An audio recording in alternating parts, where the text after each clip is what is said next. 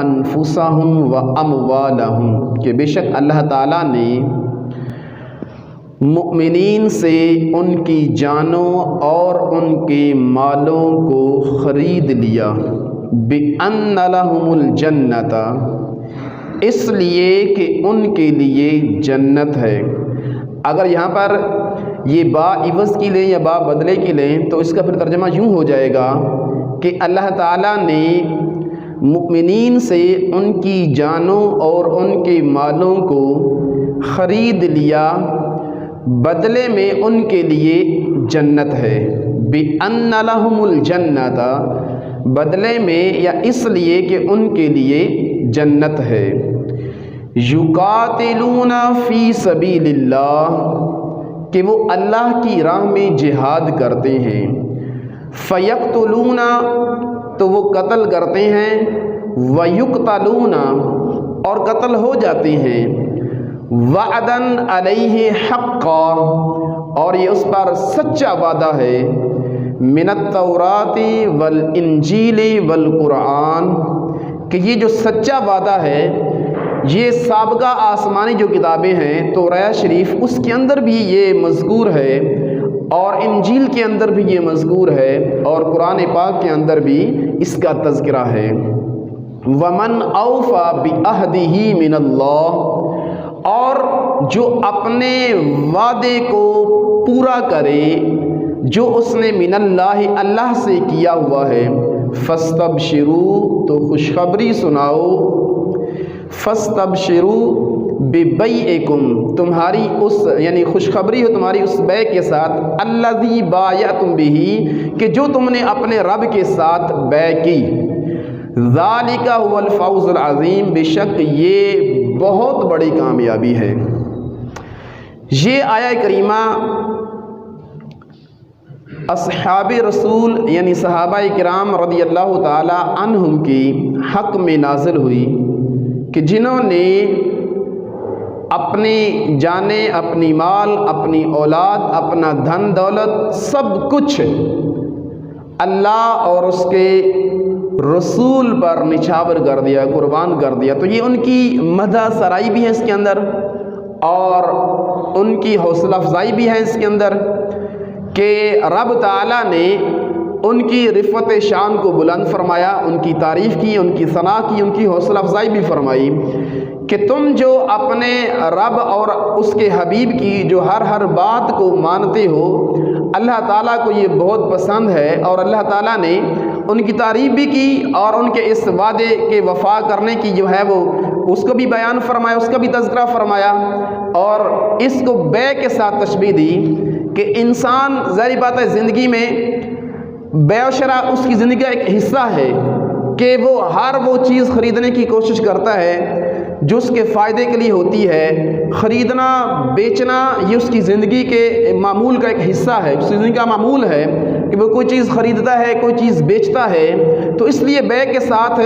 اس کو تشبیہ دی کہ انسان کے اندر جو ہے وہ شوق پیدا ہو، ترغیب کے طور پر رب ذوالجلال نے اس کا تذکرہ فرمایا، اور اس کے پیچھے بیہائنڈ دا سین ایک جو ہے پورا پس منظر ہے، اور وہ یہ ہے کہ جب میرے آقا مدینے والے مصطفیٰ صلی اللہ تعالی علیہ وسلم نے مکہ سے مدینہ ہجرت فرمائی تھی، تو اس کے بعد چونکہ مسلمانوں کی تعداد بڑھنا شروع ہو گئی، اہل اسلام کی تعداد بڑھنا شروع ہو گئی، تو اب یہ اسلام جو ہے یہ پرورش پاتا ہوا، یہ بڑھتا ہوا، یہ پھلتا پھولتا ہوا، اب یہ عرب کے چہار کونوں کی جانب جو ہے یہ بڑھنا شروع ہو گیا۔ اب جب یہ اسلام کی شان و شوکت بڑھی، اسلام کا رعب و دبدبہ جب بڑھنا شروع ہوا، اسلام کے اندر اہل اسلام کی تعداد بڑھنا شروع ہوئی، اسلام کے علاقے جو ہیں وہ جب وسیع ہونا شروع ہوئے، تو اس وقت کی جو سپر پاور قوم، جو سپر پاور آپ سلطنت کہہ لیں کہ اس وقت جو اب سمجھی جاتی تھی جسے روم کہا جاتا ہے، تو ان کو یہ خوف جو ہے وہ لاحق ہوا کہ کہیں ایسا نہ ہو کہ اسلام کی سرحدیں جو ہیں یہ بڑھتی بڑھتی ہماری سلطنت کو اپنی لپیٹ میں نہ لے لیں، چنانچہ انہوں نے ایک اسلام کے خلاف لشکر جرار تیار کرنا شروع کر دیا، اور دوسری جانب ان کے عیسائیوں کے جو گورنر تھے اس نے یہ اعلان کر دیا کہ شام کے اندر کوئی بھی عربی شخص اگر اسلام کو قبول کرتا ہے تو اس کو قتل کر دیا جائے۔ چنانچہ جب یہ اہل اسلام کا علاقہ بڑھنا شروع ہوا تو میرے آقا مدینے والے مصطفیٰ صلی اللہ تعالی وسلم نے عرب کی دوسری جانب جتنے بھی بڑے بڑے ممالک تھے وہاں میرے آقا نے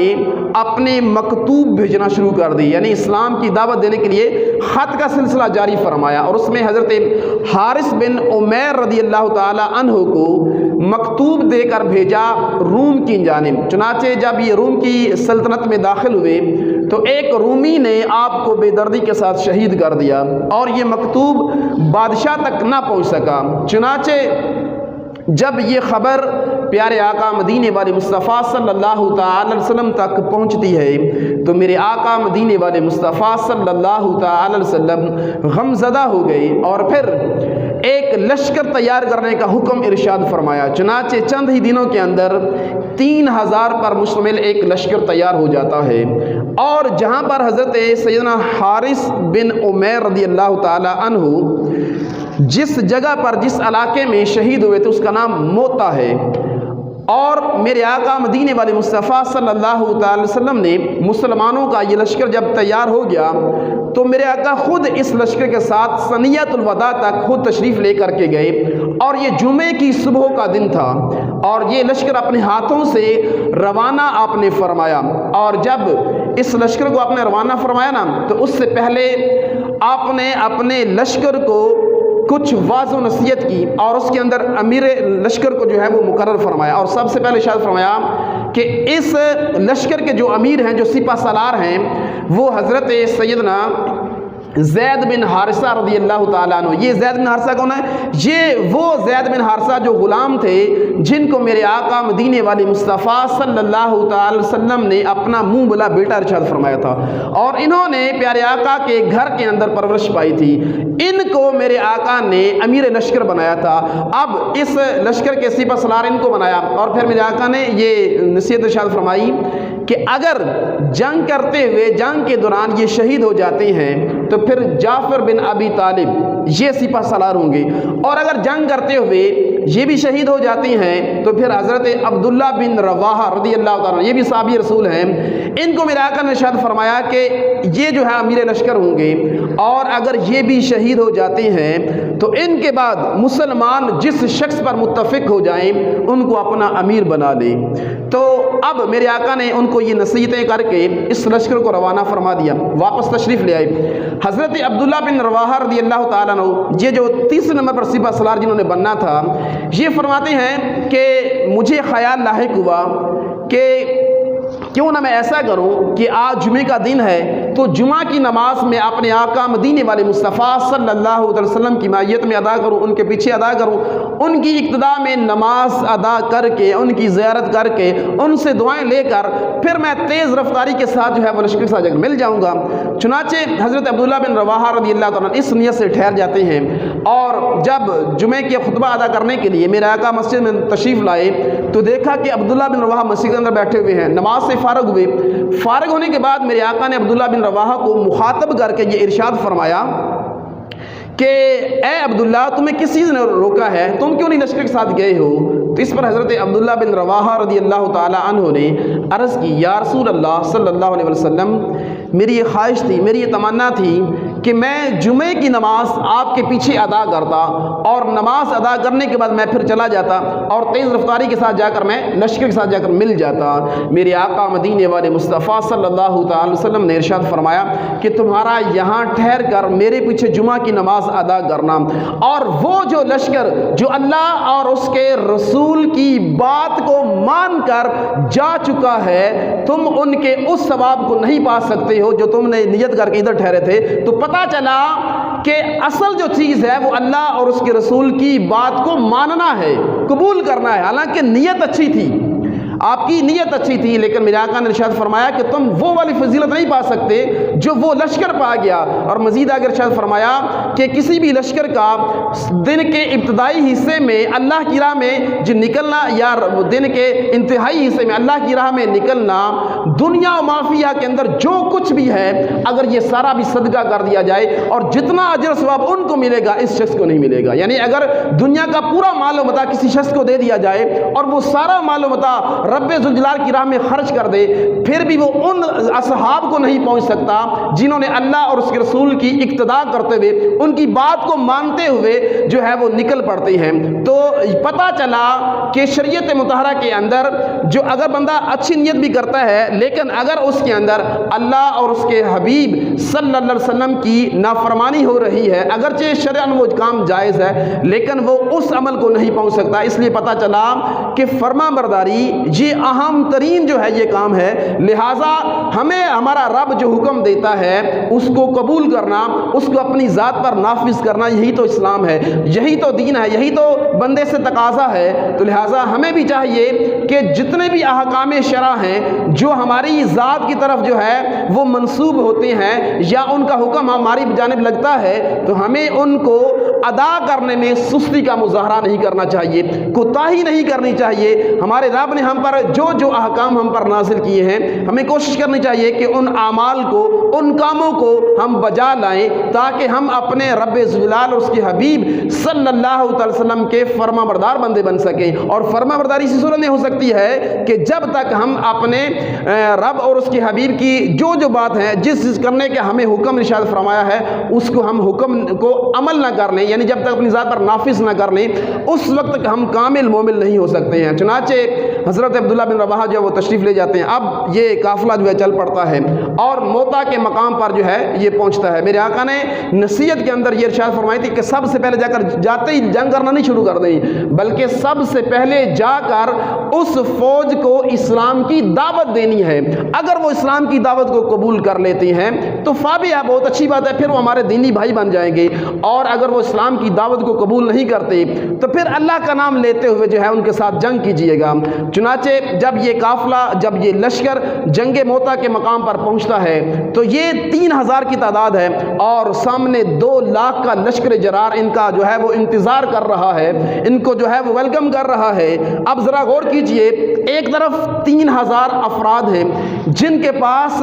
جنگ کرنے کا پورا ساز و سامان بھی نہیں ہے، اور دوسری جانب تعداد کے لحاظ سے، اسلحے کے لحاظ سے، خوراک کے لحاظ سے، فیسلٹیز کے لحاظ سے، سہولیات کے لحاظ سے ہر طرح سے مرصع ایک جو لشکر جرار ہے، لیکن ادھر لڑنے والے جو ہیں ان کے پاس بظاہر کوئی اتنا زیادہ مال و اسباب بھی نہیں ہے، جنگی ہتھیار بھی نہیں ہے، لیکن وہ کیا چیز ہے کہ جو ان کو ان کے ساتھ ٹکرانے پر مجبور کر رہی ہے؟ وہ رب ذوالجلال اور اس کے حبیب صلی اللہ علیہ وسلم کی محبت ہے، ان کی اطاعت ہے، اور یہ یقین محکم ہے کہ ہم اللہ کی رضا کے لیے جو ہیں وہ نکلے ہیں، اپنے رب کے دین کو سر بلند کرنے کے لیے نکلے ہیں۔ ہمیں اپنی جانوں کی کوئی پرواہ نہیں ہے، ہمیں ان جانوں کی کوئی حاجت نہیں ہے۔ اگر یہ جان اللہ اور اس کے دین پر قربان ہو جائے تو مسلمانوں کے لیے تو اعزاز کی بات ہوتی ہے، اور دونوں کاموں میں سے ایک کام جو تو ہونا ہی ہے، یا پھر وہ غازی بنتا ہے یا پھر وہ شہید ہوتا ہے، اور دونوں صورتوں میں جو مسلمان ہوتا ہے وہ کامیاب ہے۔ چنانچہ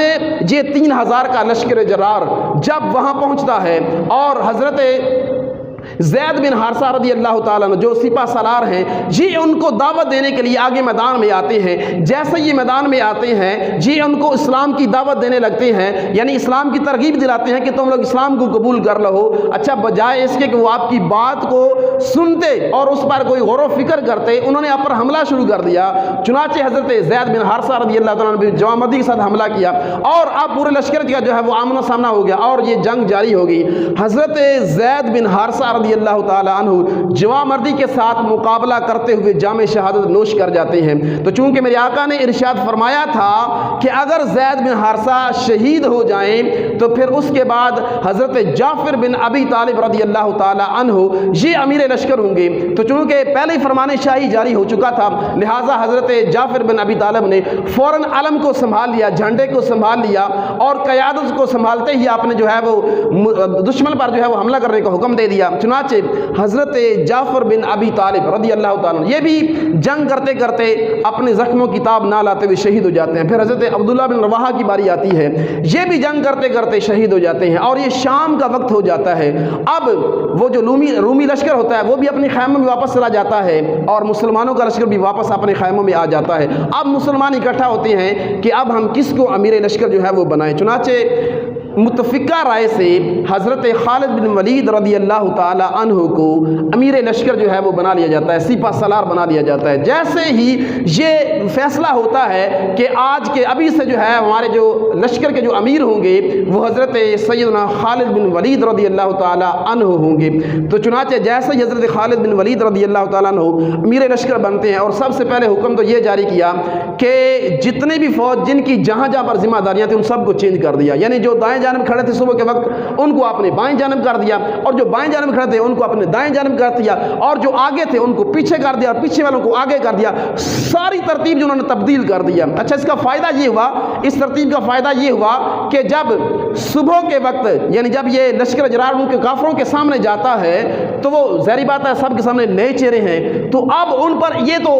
यानी रोब तारी हो गया कि लगता है रातों रात इनकी कोई मदद आ गई है, इनकी कोई और लश्कर इनके साथ मिल गया है। अब उनको तादाद भी कुछ ज़्यादा जो है महसूस होने लगी और सबसे पहले वो ये देखते ही उन पर जो है वो रोब तारी हो गया। और फिर अल्लाह के हुक्म से जब इन्होंने जिहाद शुरू करते हैं तो फिर अल्लाह ताला इनकी जो है वो गैब से मदद फरमाता है। ये फिर 3000 का लश्कर जरार होता है और आगे 2 लाख की फ़ौज होती है और 1 हफ्ते तक ये जंग जारी रहती है। और 1 हफ्ते के बाद ज़रा गौर कीजिए वो 2 लाख और उनके पास हर तरह का जंगी साजो सामान भी है, लेकिन फिर भी वो हजीमत खा जाता है, वो शिकस्त खोरदा जाता है, हिम्मत हार बैठते हैं और वो पीछे की तरफ भागना शुरू कर देते हैं। जैसे ही वो पीछे की तरफ भागना शुरू कर देते हैं हज़रत खालिद बिन वलीद रज़ी अल्लाह ताला अन्हु अपने लश्कर को वहीं पर रोक लेते हैं और इरशाद फरमाया कि इनका पीछा नहीं करना, इनके लिए इतना ही काफ़ी है। और उस जंग के अंदर उनके हज़ारों अफराद कत्ल होते हैं और इन 3000 मुसलमानों में से सिर्फ 13 या 15 अफराद जो हैं वो जाम शहादत नोश करते हैं। और इस फतह के साथ ये जो जंगी लश्कर है और ये जो फ़ौज है ये जब वापस वहाँ से चलना शुरू होती है ना तो हज़रत खालिद बिन वलीद रज़ी अल्लाह ताला अन्हु एक शख्स की ज़िम्मेदारी लगाती हैं जो तेज़ रफ्तारी के साथ मदीने की तरफ जहाँ वो जाते हैं और जाकर ये मुजदा जहाँ फ़ज़ा सुनाने के लिए जब पहुँचते हैं। अच्छा, जब ये पहुँचते हैं ना मेरे आका मदीने वाले मुस्तफ़ा सल्लल्लाहु अलैहि वसल्लम मस्जिद नबी शरीफ में तशरीफ़ फरमा है और कुछ सहाबा किराम आपकी बारगाह में बैठे हुए हैं। अच्छा, जब ये कासिद जो है सरकार की बारगाह में हाज़िर हुए मेरे आका ने कासिद को मुखातब करके इरशाद फरमाया, अगर तुम चाहो ना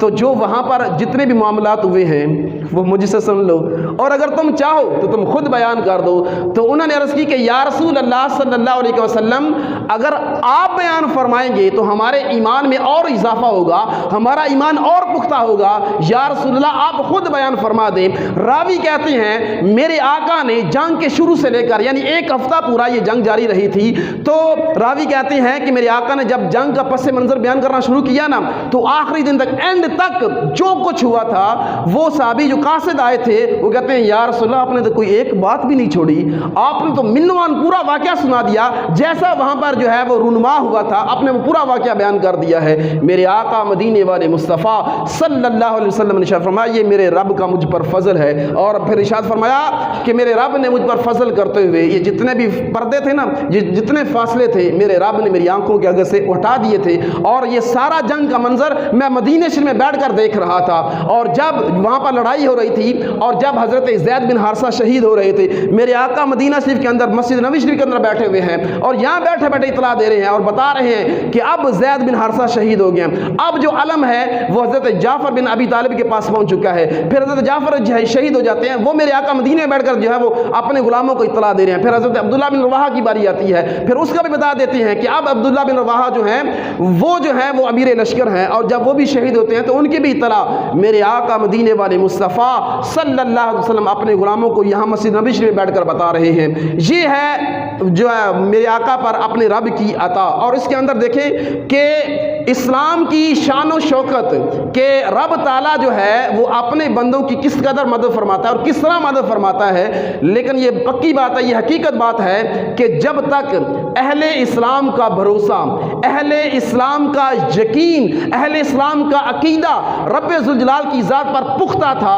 رب ذوالجلال کی مدد بھی ان کے ساتھ تھی۔ اور جب سے مسلمانوں نے ظاہری اسباب پر جو ہے وہ بھروسہ کرنا شروع کر دیا ہے، اس وقت سے مسلمان پسپائی کے عالم ہے۔ اگر آج بھی مسلمان اپنے رب پر جو ہے وہ یقین محکم کر لیں اور یہ یقین رکھیں کہ ہمارا جو رب ہے وہی ہماری مدد کرنے والا ہے، اور اسباب کی، حالانکہ اسباب کا بھی حکم ہے، لیکن اس کے باوجود رب ذوالجلال نے شاید فرمایا کہ تم نے بھروسہ اپنے رب پر رکھنا ہے، یقین اپنے رب کی ذات پر رکھنا ہے۔ اور اگر آج بھی یقین جانے، اگر وہ یقین آ جائے تو یقیناً یہ ایک جو پست اور یہ جو لاچار مسلمان قوم ہو چکی ہے، یہ یقین اب بھی اٹھ سکتی ہے، یہ اب بھی طاقتور ہو سکتی ہے اور دنیا کے اندر اپنا نام پیدا کر سکتی ہے۔ بس فقط بات یہی ہے کہ ہم اپنے رب پر یقین محکم کر لیں، اپنے رب کو جس طرح اس کے ماننے کا حکم ہے اس طرح مان لیں۔ رب ذوالجلال کی بارگاہ میں یہ التجا کرتے ہیں، یہ گزارش کرتے ہیں کہ رب تعالی ہمارے گناہوں کو معاف فرمائے اور ہمارا جو ماضی جو گزر چکا ہے اس کو دوبارہ ہمیں عطا فرما دے۔